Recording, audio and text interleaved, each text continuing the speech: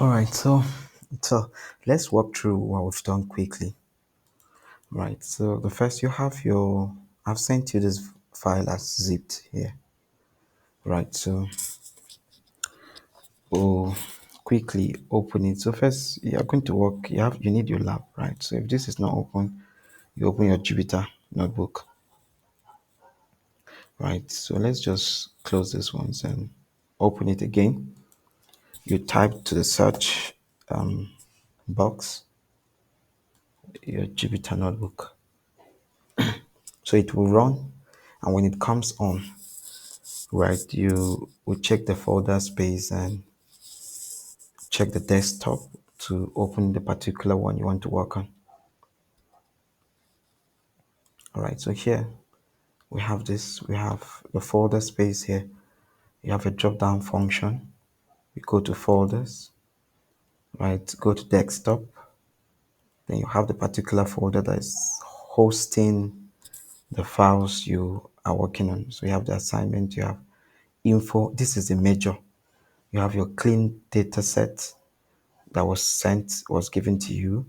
You have the custom data set that you had to generate. So we generated this. You have your data analytics, right? You have your clean data set. Now this is the clean from the custom, right? It's merged. You have the unclean data set, right? The one that was sent to you. So you see that the difference is that the DS is capitalized, right? For the ones that were sent, and the ones you generated and had to merge is with the lowercase, right? So that being said, you have to open this.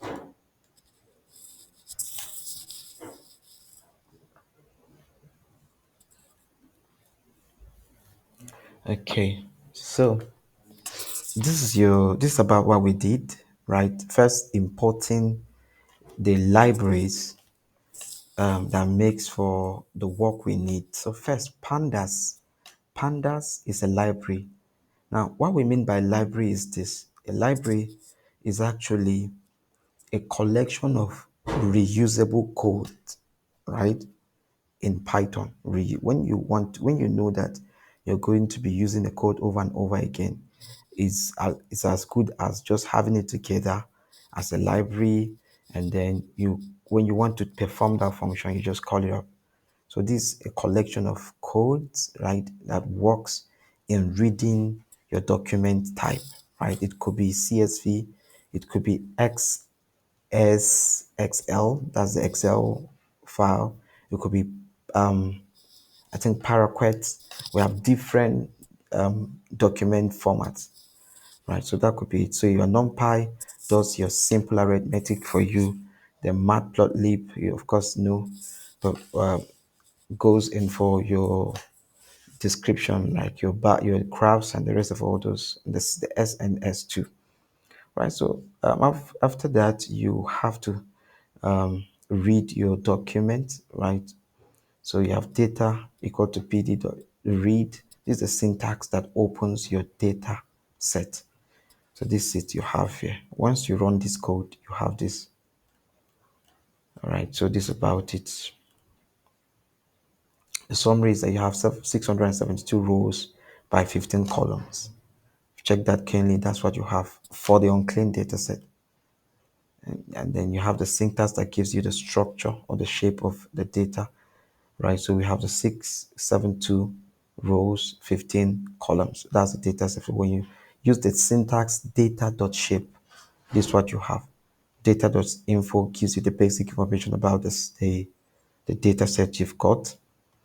Data.inst is null, right? And the argument parentheses dot sum. So this gives you about what null information you have in your data set. If there's any space that is null, you have it written out here for you with this syntax. But you see we have 0. But then we specified -1 as the missing value, right? Maybe you have to go through that to know exactly what that is.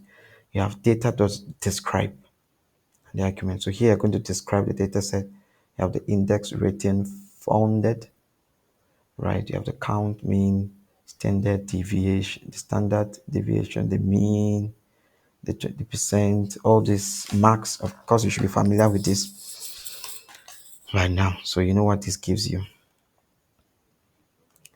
on index rating and founded. So you have the data does describe, to this describe your data set, and that's what they've got here. Removing columns that are not in the clean data set. So to remove the columns that are not in the clean data set, this is what you do, right? You have a list with the number of columns that are not in the clean data set. We have the index, founded, competitors, right? The axis 1 is for columns. If you change the 1 to 0, it gives you the rows. This will be explained further, maybe when we start talking about Python in depth. Replacing irrelevant text in the salary column is what you do. Removing the text in the new line, this is what you do. This is a syntax for it. Splitting the location column to have state and city, this is the syntax for it. Replacing -1 with NA in the industry column, this is a syntax for it. All right. So if you go down, extracting the most popular skills, there's a lot here, right, that we may have to explain, but this is a syntax to do this that you have here. Adding seniority to column, this is what you do. You can just go through. There's a syntax that makes for it. So I don't think you'll be asked to explain the syntax keenly, right? Creating a simplified job column for our job title as well. So this is a syntax for that. Exporting file to CSV format. This is a syntax, right? The instruction that was given to be done. So we've done it. This is it here, right? So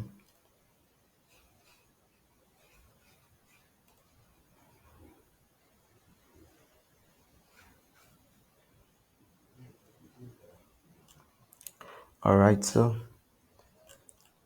the next is you may have to change this here, right, to your specific path, CSV file path. Just check this. This is a computer users. Blah, blah, blah, blah, blah. I think you should be familiar with this. You just change it to yours and run it, right?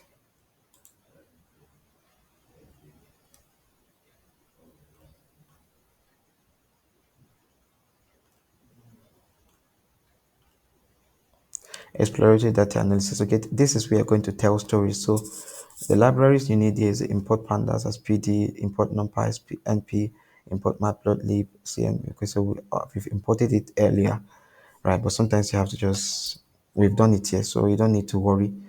The, the libraries are there. So first you check the rank the top 10 best companies to work with according to ratings. All these are so that you are able to analyze and take your conclusion, right? So you have it done here, and we've plotted it, and you can easily explain this. The top 10 companies by ratings, right?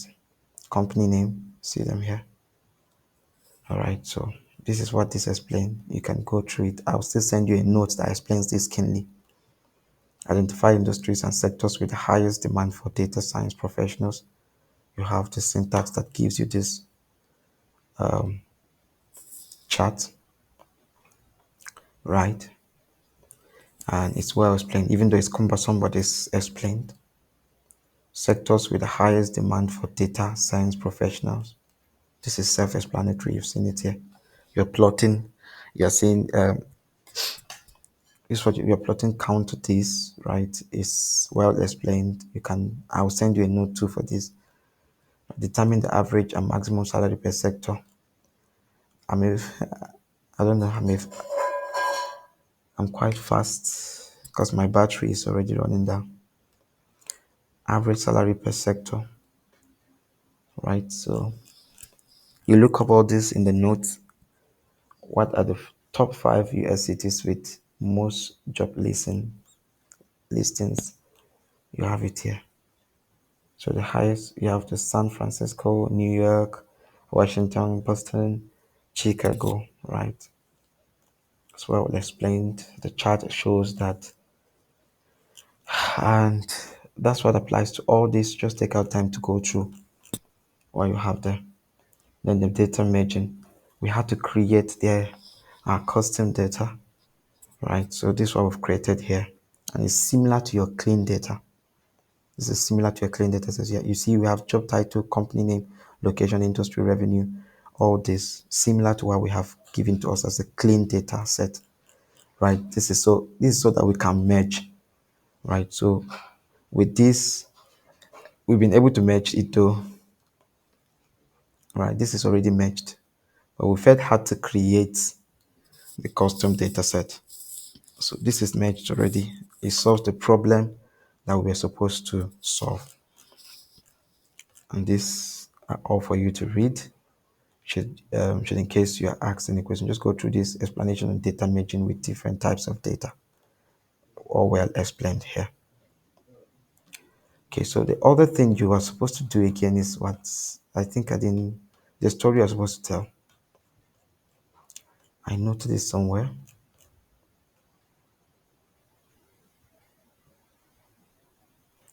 Okay, let's go there so I can show you.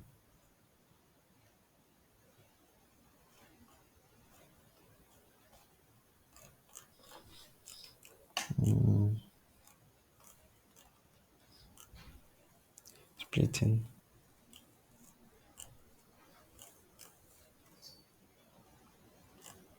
Okay.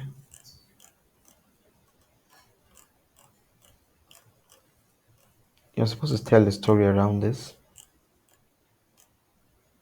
All right, so part 4, look at it here. So after the which industry use AWS, this is the syntax, right? So you have the biotech and pharmaceuticals, they use AWS. You have computer hardware, software, they use that. It's at the top ranking, so you can tell a story around that. So part 4 said conclusion A,